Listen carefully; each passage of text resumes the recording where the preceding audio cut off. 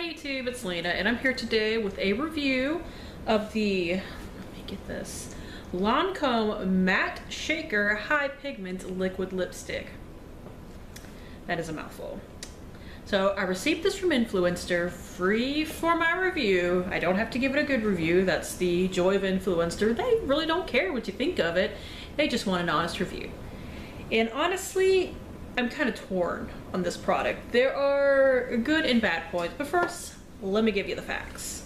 So it is $22 on Sephora's website, and you get 0.20 ounces or 6.2 milliliters, depending on, I'm sure that matters more depending on where you live.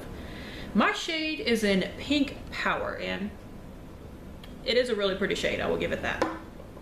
Unfortunately, there are only 7 shades, and they tend to range from a couple of nudes to a couple of brights. And I mean more pinky purpley brights.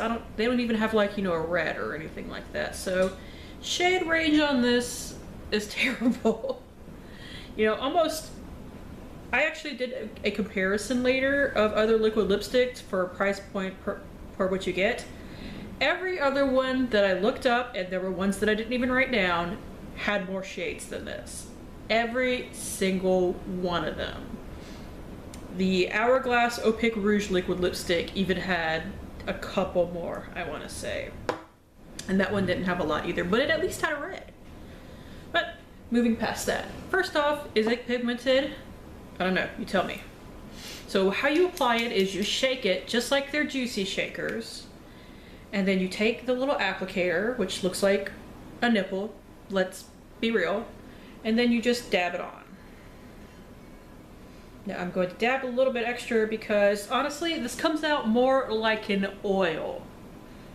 Like, it's definitely reminiscent of the Juicy Shaker lip oil things, which I didn't, that's what I first thought this was when I received it, and I was scared of it because everybody that used those, or almost everybody, I mean there's no 100% opinion on anything, let's be honest. Most people that use them said that using them over time dried out their lips, so I was really scared of this. Thankfully, this did not dry out my lips. It does feel like more of a lip oil going on, but it dries down to a matte finish, as you can see. And yes, I have purple eyebrows. I was feeling saucy today with my bright pink lips and my mint green eyeshadow. It is, and there is a slightly fruity scent, kind of faux fruity, but literally to get the scent, I have to stick my nose in the thing. There is no scent on the lips. So if you are sensitive to scents, and a lot of like higher end stuff like Lancome, YSL, those brands stick like these horrific perfumed scents in their lipsticks, this is not one of them. Thank goodness, because I cannot handle super floral lipsticks. There are many brands that I do not wear, like say L'Oreal, because they insist on sticking this in what I consider cloyingly nasty floral scent in their lipsticks. So like I said, it feels more like an oil going on, and then it dries down to a matte finish. And the thing about this is, and what is my biggest kind of, one of my 2 biggest issues with it, I'll get to the other point in a minute, is that it is really hard to get a crisp line. And if I come up closer, you're gonna see that I was not able to. So, I hate opening my mouth on camera like that, but like I got a little bit on the outside of the corners of my lips because this little nipple right here, there is no real amount of precision with that. That is what has been driving me a little batty while I've been wearing this.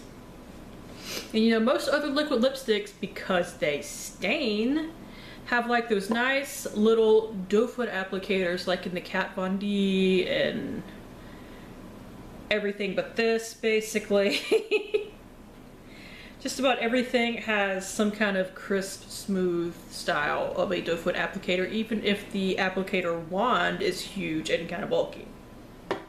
Now I will say, in positive, if you're not like eating too much of anything, this doesn't really move. Like talking and drinking, it will come off a little bit on the straw if you're drinking, but it doesn't go missing on your lips.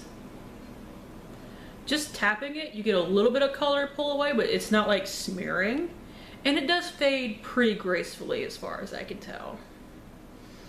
like I said, it is really hard to get that crisp line that you need, especially with a bold, bright shade like this. Now, the other kind of issue that I am concerned about, but I don't have this issue right now, but I might in the future, what do you do when you get low on it? Like, because in theory it would sink down, right? And to get the pigment on the fuzzy nipple, you shake it. And let me show you the inside of it so that you can get an idea. And like the pigment comes off on the little fuzzy nipple right here. Take a drink every time I say nipple in this video because I don't know what else to call this applicator. But, do you like store it upside down so that it will slowly drip down, and even though you have to shake it to kind of mix it together a little bit, is that how you deal with this? Like with the juicy shakers, anybody that's used up a juicy shaker, let me know. It's like, do I just store this upside down once it gets low and it works fine that way? I don't know. No. I did some comparisons for, it's like, is this a good value for your money? Not necessarily like, is it worth buying because you like it?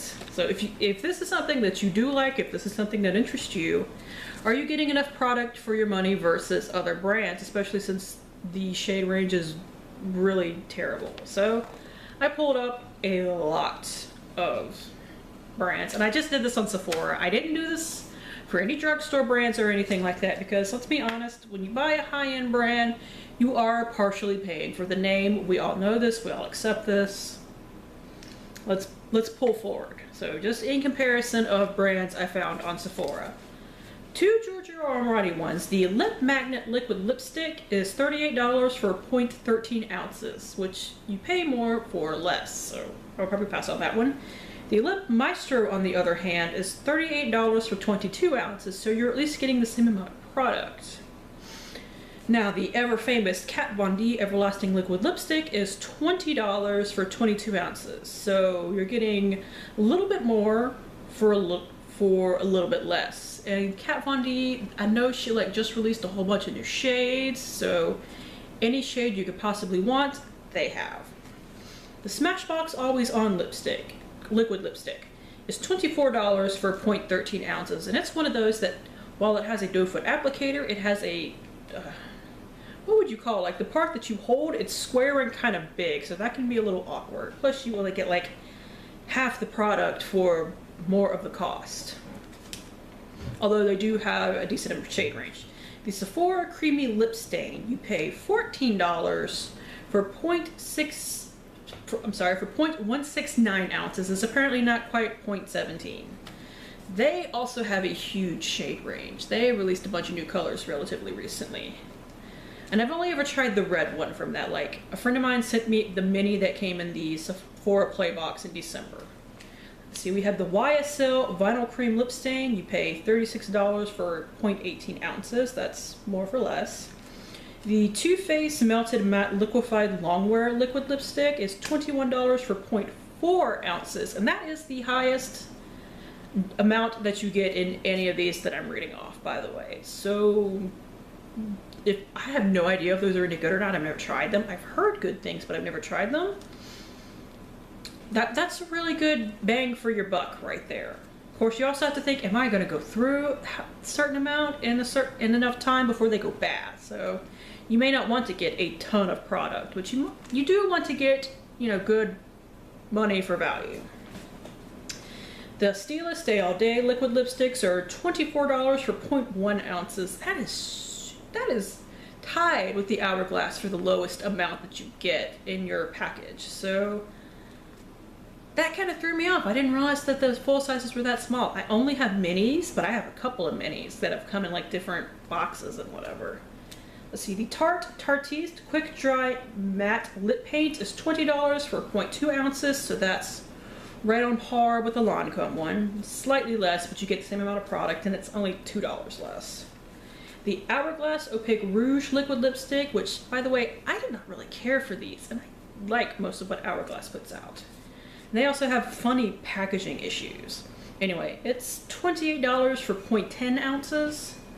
And finally, the Clinique Pop Liquefied Matte Lip Color and Primer, never tried these either, is $18.50 for 0.2 ounces. So all across the board right there.